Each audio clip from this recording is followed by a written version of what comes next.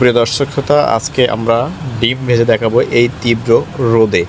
আমাদের যশোরে যে এত পরিমাণ তাপমাত্রা, আসলে দেখবো যে আসলে এই রোদে ডিম ভাজা যায় কি না সেটাই আপনাদেরকে দেখাবো। প্রথমে কড়াটা রেখে মাটিতে রেখে আমরা রোদে রেখে তেল দিয়ে দিলাম।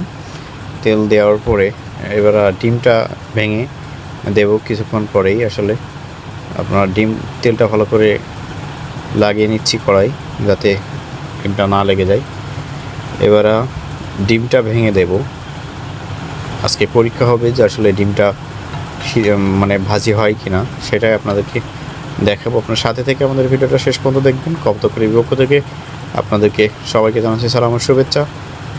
আমরা দেখতেই পাচ্ছি যে আসলে এই কদিন যাবৎ যশোর বা দেশের বিভিন্ন প্রান্তে অতিরিক্ত তাপমাত্রার কারণে পিচ গলে যাচ্ছে বা তীব্র গরমে মানুষ চলাফেরা করতে অসুবিধা হচ্ছে। সেই সূত্রধারায় আজকে আমরা ডিম ভাজার চ্যালেঞ্জটা নিয়েছি যে আসলে ডিমটা ভাজা যায় কি না সেটাই আমরা দেখছি। আপনার সাথে থেকে আমাদের ভিডিওটা শেষ পর্যন্ত দেখবেন। দেখুন, ডিমটা আসলে ভেঙে কড়াই দেওয়ার পরে ডিমটা একটু চামিচ দিয়ে মেলাই দিলাম। দেওয়ার পরে একটু সল্ট টেস্ট বা লবণ যেটাই বলেন না কেন একটু দিয়ে দিলাম।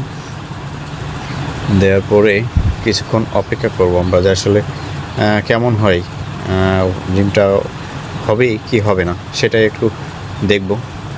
কিছুক্ষণ অপেক্ষা করব। আপনারা দেখতেই পাচ্ছেন অপেক্ষার করতেই হবে, কারণ রোদের আসলে কত সময় লাগে এটাই দেখি।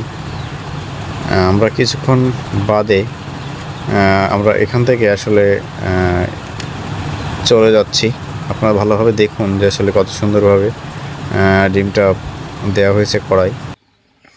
সুপ্রিয় দর্শক, যে ভিডিওটা বড় হয়ে যাওয়ার কারণে আমরা আসলে কিছুক্ষণ আপনাদেরকে ভিডিও থেকে সরিয়ে নিয়ে যাওয়ার পরে আবারও আমরা যুক্ত হব। আপনারা সাথে থেকে আমাদের ভিডিওটা দেখবেন শেষ পর্যন্ত।